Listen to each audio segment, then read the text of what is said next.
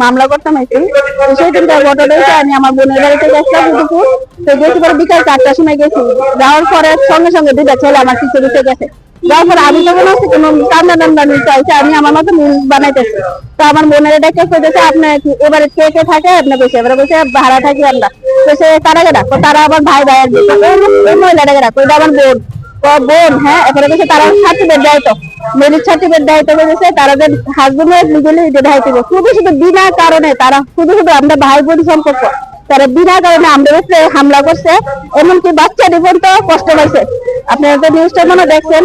আর পরিবেশটা পুরাটা ফ্যামিলি, আমরা তো মানে পুলিশের গাড়ি জীবন আমরা চলছি না, ফার্স্ট আমরা পুলিশের গাড়ি তুলছি, নির্ধারিত করতেছি না রাস্তার মধ্যে, আমরা ভাই বোনের সম্পর্ক এমন না তুমি আমরা এনে পরকিয়া করতে বলছি। যদি পরকিয়া করতে যেতাম তাহলে পরকিয়ার বিরুদ্ধে আমি চাইলাম না, বা কোনো একজন বাচ্চার হলে কোনোদিন পরকিয়াও না। ভাই বোনের সম্পর্ক, ওটা পবিত্র সম্পর্কটা পুরো নষ্ট করে দিচ্ছে, পুরো নষ্ট করেছে পবিত্র সম্পর্ক। যে ভাইরা আমরা রাখি পড়াই, ভাই ফোটাতে এটা সমাজ কয়ে গিয়ে দাঁড়াইছে।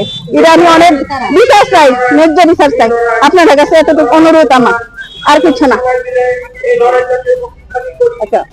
মান সম্মান গেছে, আমরা ওই জায়গাতে যেখানে আমরা উদয়পুর যে জায়গাটার ঘটনাটা হয়েছে, জায়গাটার নাম কি, বোমাবাড়ি, উদয়পুর বোমাবাড়ি ঘটনাটা এমন হয়েছে, এই জায়গার ভিতরে হয়েছে। আমরা এটাই আমরা ইয়েটা ফিরে চাইতাম চাই, মানে আমরা সম্মানটা ফিরে চাইতাম চাই।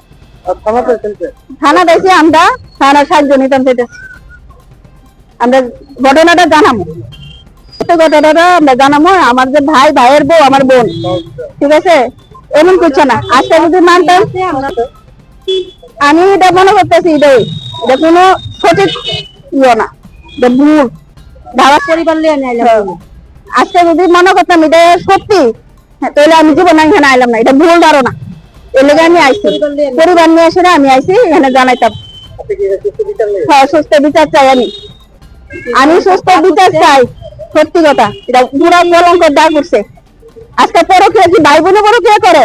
আমার নিজের ভাই, ভাইয়ের বউ আমার বোন, দেখে এমন বললে পরকিয়া।